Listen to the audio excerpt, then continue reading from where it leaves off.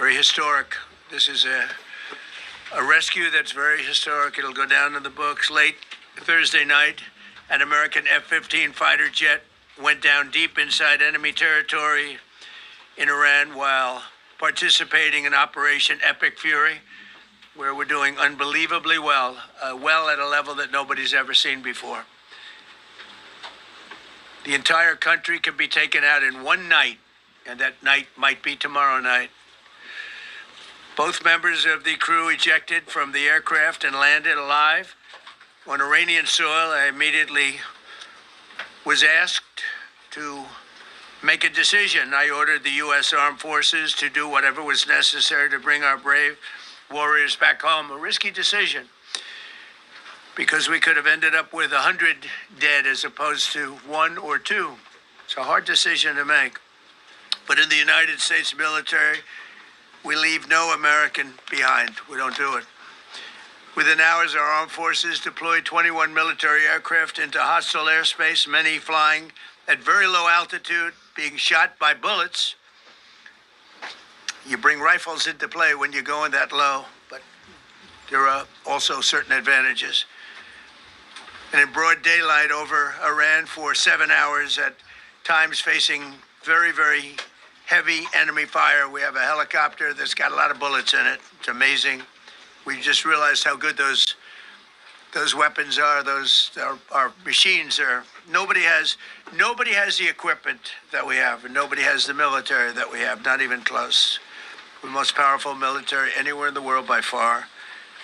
The flight crews and warfighters aboard those aircraft took extraordinary risks to rescue their fellow service members. This first wave of search and rescue forces successfully located the pilot of the F-15, and he was extracted from enemy territory by an HH-60 Jolly Green II helicopter. Fabulous machine as our warriors faced gunfire at very close range. It's amazing that when you look at the machinery, what happened, that nobody was even injured. Meanwhile, the second crew member, a weapons system officer, highly respected colonel, had landed a significant distance away from the pilot. When you're going at those speeds, even if you go out 2 or 3 seconds later, it's miles and miles away, because you're going fast. He was injured quite badly and stranded in an area teeming with terrorists from the Islamic Revolutionary Guard Corps rough group. All right, Shalom. First and foremost, I want to start off by giving all praises, honor, and glory unto Yahweh, Bahasham Yahushai, Bahasham Rakak Wadash. Double honors unto the apostles and the elders of Great Millstone who rule well. Peace and salutations unto the hopeful elect. Those will in this video be edifying. And the name of this lesson is Trump Threats, Nero Threats, the cruel Lord. America is desperate. And it's desperate, as you see here. And the point what Nero said here is that he said the entire country of Iran can be taken out in one night, and he's saying tomorrow evening or something. So, but as you see, that's desperation as they're trying to get through the strait. Earlier he said to open the effing straight. Now he's saying Iran could be taken out. And they are confused and desperate. They thought that they could have just go in there and get the oil. They didn't expect Iran preparedness. Okay, and that's the trap. The Lord is bringing their pride down. All this great army shit he talking about, is bullshit. A couple of the jets, shut down, Iran, as Iran doing it, could be more soldiers to, killed. All right, as you see, as we see in here, and the pride being brought down, and the wind cannot blow on the earth, Okay, as you see, and he want to bring Iran back to the Stone Age, threatening the power plants, bridges, and etc. But, because if they do that, Iran allies, like Russia and China, will get involved and bomb, but you know, and this is to tell you prophecy is close. World War Three is close, it's close, you know, but certain prophecies have to take place, all right, like the MOTB, the beast system have to come, okay, and that's why they can't come. But you see, the desperate, he saw Edom coming down with great wrath, because he knows he have a short time, and most likely I'll just bring that out first. Slack here, bear with me here. Um, this is Revelation 12 and verse 12. Wasn't planning to bring this out, but I'll bring it out. All right, it says, "Therefore rejoice, ye heavens, and ye that dwell in them. Woe to the inhabitants of the earth and of the sea, the people of the earth. All right, for the devil is coming down unto you, having great wrath, because he knoweth that he hath but a short time." The desperate, okay, as all these threats, these things, so-called negotiations, Trump giving Iran, are not working. All this prideness, he's saying he don't need it, then this, then that, then he's saying it won, all that, he wanna go in there, but you see, prophecy have to take place, have to be, orderly put together, come in order, So, prophecy is close, as we see in, you know. Okay, this devil coming down, you know, with that beast system, etc. And let me just bring this. This is Obadiah 1 and verse 3.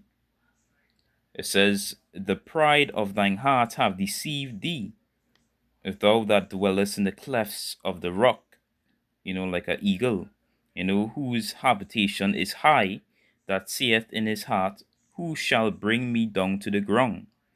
Now, Lord is, bringing him to the ground. They are being shamed.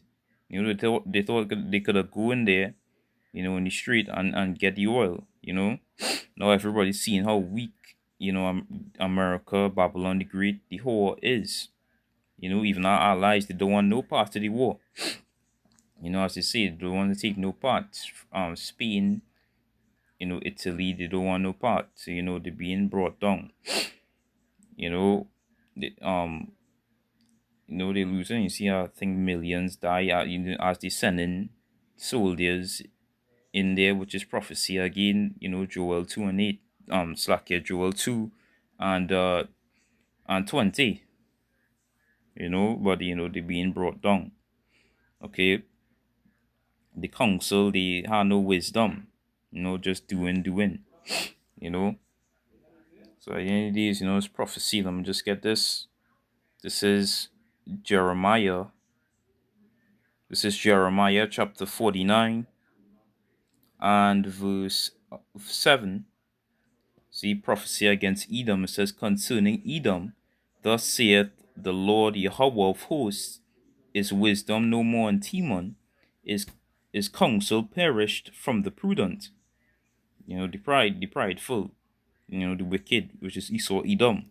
Is their wisdom vanished? The cruel Lord, the tyrant, don't have no wisdom. You just go in there, and thing, which is, the least of the flock drawing them out being Israel.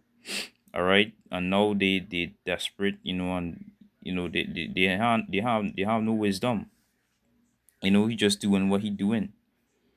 With all kind of opinions, he's saying, and he ain't doing nothing, negotiations, he win the war, all these things.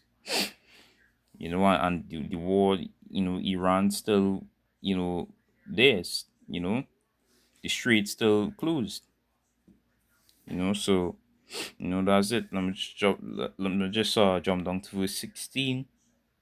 It says, "The terribleness hath deceived thee, and the pride of thine heart." The hammer the youth. They thought they could have just hammered down Iran. O thou that dwellest in the clefts of the rock, and it's the same thing as we read Obadiah 1 and 3. All right, that holdest the height of the hill, Though thou shouldest make thy nest as high as the eagle, okay, I will bring thee down from thence, saith the Lord. All right, so that's it. Like an eagle, wherever they wanna go. Now they've been deceived and now desperate. Okay, they need that oil. Because of Iran, the choke points of the world. As the economy crashing. The price for oil and food going up. And that's it. And this could be orchestrated, and we know it orchestrated by the elites. They want the economy to crash, to bring a great reset. To bring the beast system. Cause that all it coming to. So prophecy have to go in order. The winds cannot blow on the earth. So as you see, it's desperation. The Lord have, America, Babylon in. So prophecy have to go in order. The winds cannot blow. Because the MOTB must take place, and it's coming. It's coming. All right, I believe Trump signed something with AI, that AI have to be in humans. Lord's willing, I do a video on that. But there, it's coming. So this is Matthew 24 and verse 3. It says, and as he sat upon the Mount of Olives, the disciples came unto him privately, saying, tell us, when shall these things be, and what shall be the sign of thy coming, and of the end of the world? And Yahushua answered and said unto them, take heed that no man deceive you, for many shall come in my name, saying, I am a Mashiach, and shall deceive many. And ye shall hear of wars and rumors of wars. This is wars, as you seen, taking place with Iran, the US, Israel, and rumors of wars. One saying that it's he could take out the whole of of Iran. Which you can't just do that just so. Prophecy must go in order. The Lord purpose, what He purpose will go according to how we want it to go. All right, that's just how it is. But this is wars, rumors of wars taking place. Prophecy. As we see in a lot of things with drafting, all these things gonna take place. Because they're gonna get desperate. Um. So it says, see that ye be not troubled, for all these things must come to pass, but the end is not yet. Prophecy must go by prophecy. All right, for the end of this of Esau Edom society to take place. Okay. For nation shall rise against nation, and you see like this beast system. The image of the beast, it have to come. New world order, and not gonna last. That's when prophecy is going to push. That's when the end is going to already come. For nation shall rise against nation, and kingdom against kingdom, and there shall be famines. Yeah, famine gonna come on a whole. By closing, the choke point of the world. I believe, the Strait of Hormuz. I believe it's about 40% of the world's oil. Something like that. It's a supply chain being disrupted. Because it's not only gas. It's fertilizer and food. And you see gas now, because of that, it going up. The demand of food will go up. Hyperinflation, all these things. So it's just prophecy happening. Seeing all that. So the winds cannot blow. Okay, these things must come to pass before the end. Or okay, the digital system, it have to come in. Okay, and so we're seeing all these things is taking place. At pestilence and earthquakes in diverse places. All these are the beginning of sorrows.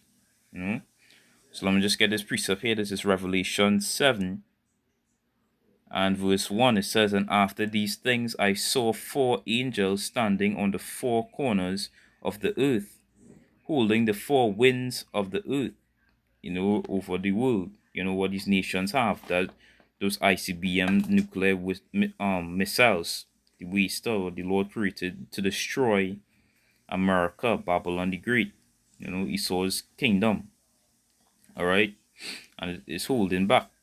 The angels are holding it back, because first prophecy have to take place. The Lord's elect had to be sealed, fully. All right. It says, holding the four winds of the earth, that the wind should not blow on the earth, nor on the sea, nor on any tree. And I saw another angel ascending from the east, having the seal of the living power, and he cried with a loud voice to the four angels whom it was given to hurt this earth and the sea, saying, hurt not the earth, neither the sea, nor the trees, till we have sealed the servants of our power in their foreheads. Seal that word, and as the elect, all right, till they get sealed, till prophecy happen. Then it's like, yeah, then is, when the wind's gonna blow on the earth. So, it's measure by measure. Let me just get this. This is 2 Ezra 7 and verse 36. I believe Slakia, 2 Ezra 4 and verse 37, 36. I believe, let's see here. I'll read verse 37. It says, by measure hath he measured the times, and by number hath he numbered the times. And he doth not move nor stir them until the said measure be fulfilled. All right. That's it. So until the measure be fulfilled, then this measure gonna take place. So that's what happening. So America is desperate. They're gonna come down with great wrath. With AI, all these things. So prophecy is happening. All right, big time. So Lord's willing, this video was edifying. I want to give all praises, honor, and glory unto Yahweh, Bahasham, Yahweh Shai, Bahasham, Rakah Kodash. Double honors unto the apostles and the elders of Great Millstone Rule Well. Peace and salutations unto the hopeful elect, Wa Abad Babal, and Shalom.